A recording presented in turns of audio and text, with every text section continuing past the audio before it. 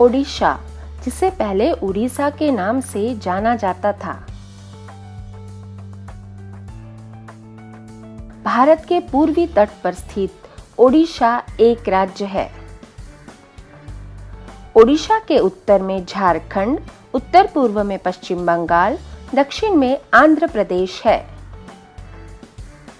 इसके पश्चिम में छत्तीसगढ़ और पूर्व में बंगाल की खाड़ी है। उड़ीसा प्राचीन राष्ट्र कलिंग का आधुनिक नाम है, जिस पर 261 ईसा पूर्व में मौर्य सम्राट अशोक ने आक्रमण किया था और युद्ध में हुए भयानक रक्तपात से व्यथित हो अंततः बौद्ध धर्म अंगीकृत किया था। आधुनिक ओडिशा राज्य की स्थापना 1 अप्रैल 1936 को कटक के कनिका पैलेस में भारत के एक राज्य के रूप में हुई थी। इस नए राज्य के अधिकांश नागरिक ओडिया भाषी हैं।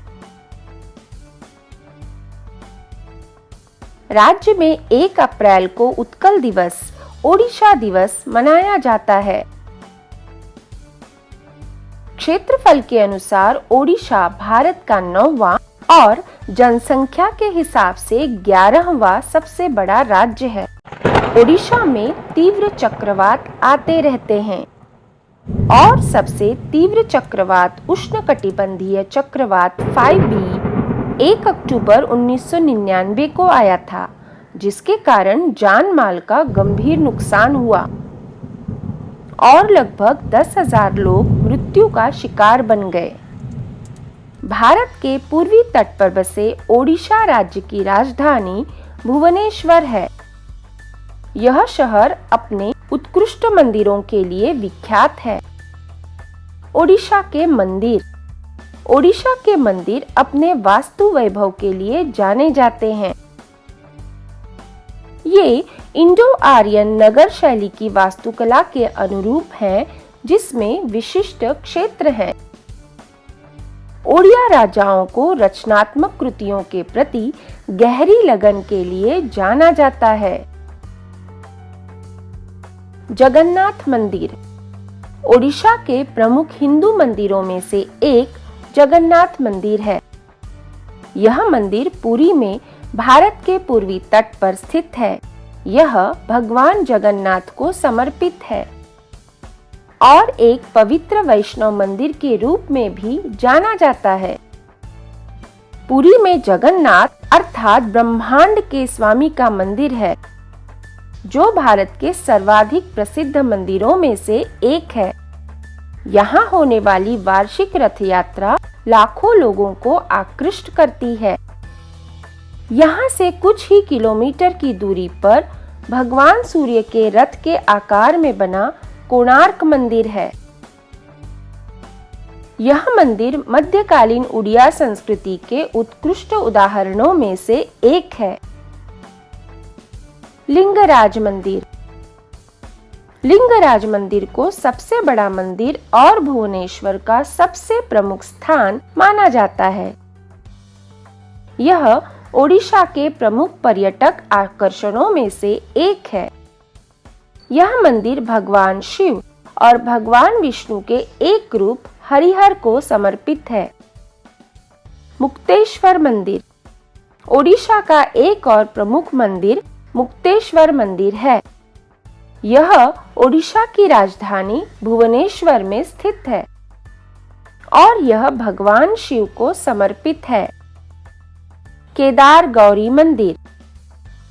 गौरी मंदिर भुवनेश्वर के प्राचीन मंदिरों में से एक है, जो मुक्तेश्वर मंदिर के पीछे स्थित है। भगवान शिव केदारेश्वर और देवी गौरी केदार गौरी को समर्पित है। लक्ष्मी नारायण मंदिर। लक्ष्मी नारायण मंदिर रायगढ़ जिले के थेरुबली के IMFA कारखाने में स्थित है। इस मंदिर के प्राथमिक देवता भगवान विष्णु के रूप में जाने जाते हैं। ओडिशा के जैन मंदिर।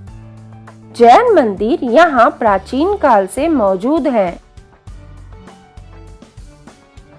इनकी मूर्तिकला और वास्तुशिल्प पैटर्न आंखों को सुशोभित करते हैं।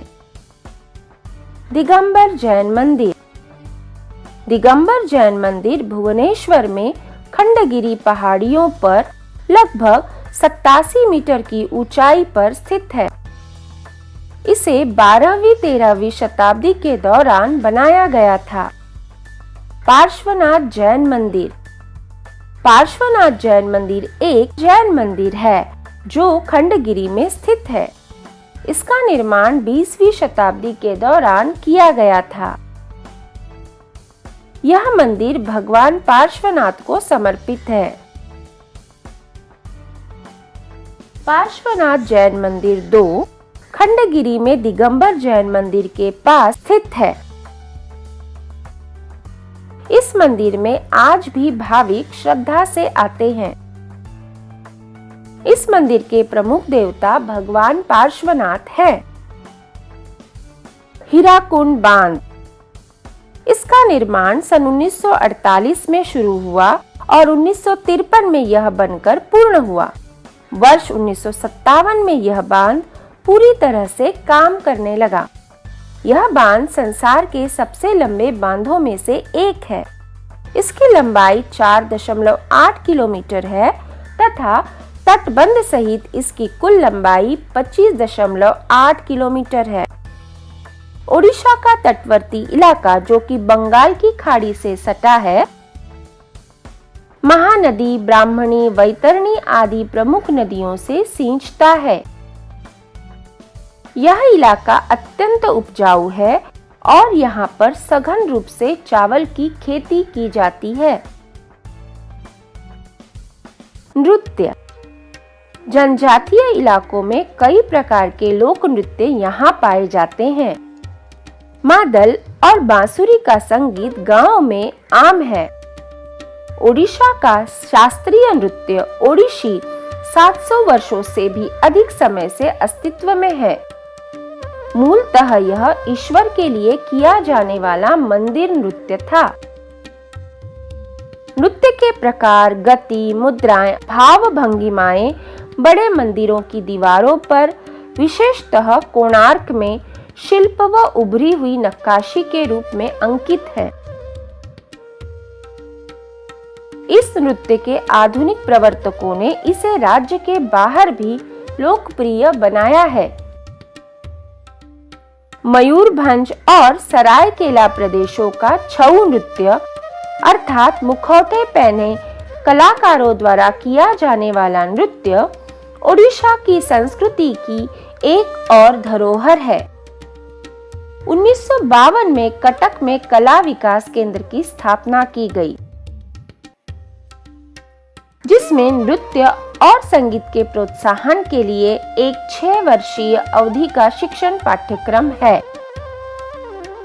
नेशनल म्यूजिक एसोसिएशन राष्ट्रीय संगीत समिति भी इसी उद्देश्य के लिए है।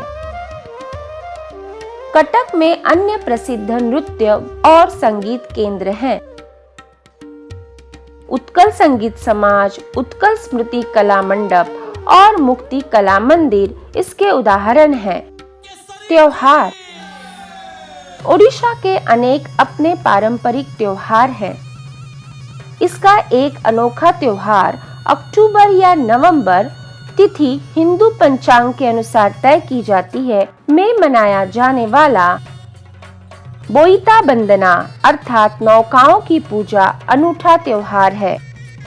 पूर्णिमा से पहले लगातार 5 दिनों तक लोग नदी किनारे या समुद्र तटों पर एकत्र होते हैं और छोटी छोटी नौका रूप तैराते हैं, जो इसका प्रतीक है कि वे भी अपने पूर्वजों की तरह सुदूर स्थानों पर यात्रा करेंगे। उड़ीसा में ज्यादातर लोग जनजाति के हैं। अधिकांश जनजाति मुख्य रूप से कोरापुट, फूलबनी, सुंदरगढ़ और मयूरभंज जिलों में रहते हैं। वहां लगभग 60 जनजातियां हैं जो मुख्य रूप से जंगल और राज्य के दूर दराज के पहाड़ी क्षेत्रों में रहते हैं। इनमें से प्रत्येक जनजाति की एक अलग भाषा है, सामाजिक रीति रिवाजों के पैटर्न हैं। नृत्य, विवाह और धार्मिक समारोहों सहित कलात्मक और संगीत परंपरा है। आदिवासी लोक नृत्य गांवों में पूरे साल किए जाते हैं।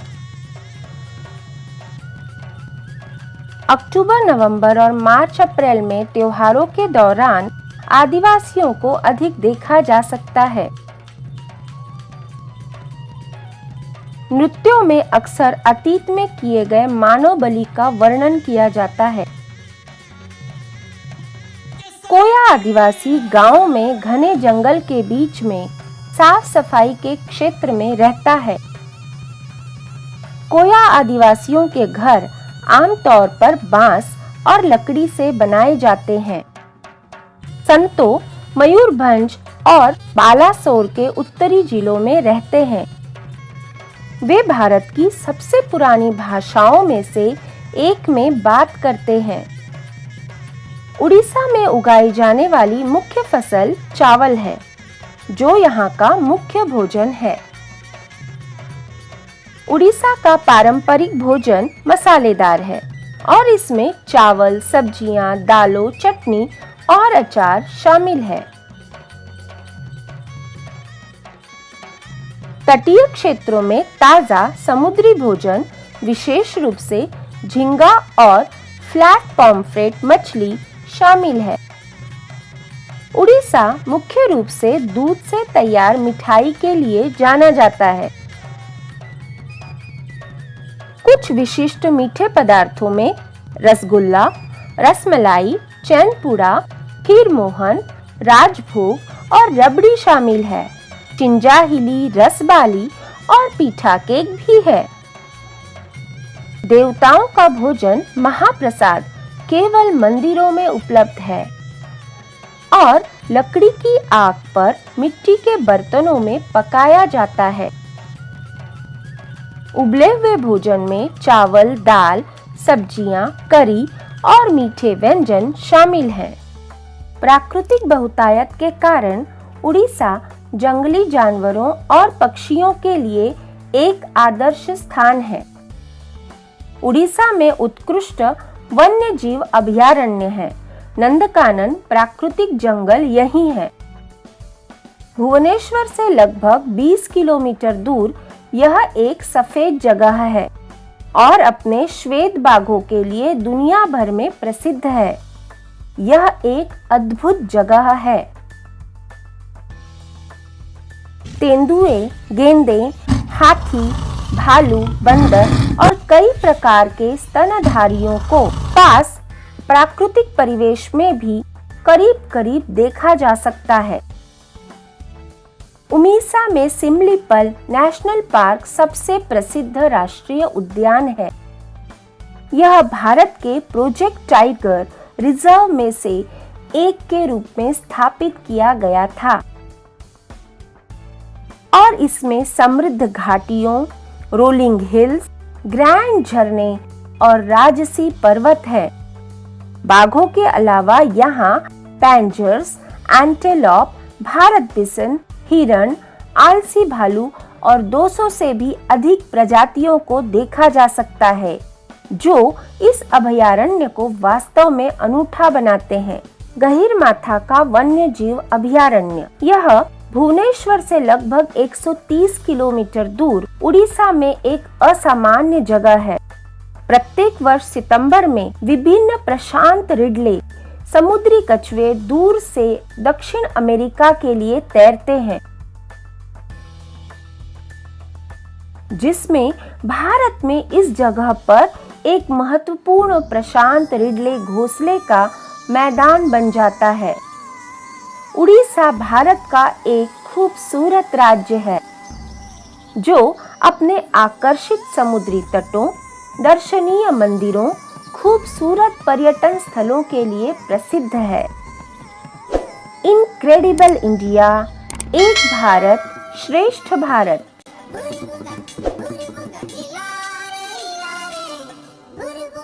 Buru bunga,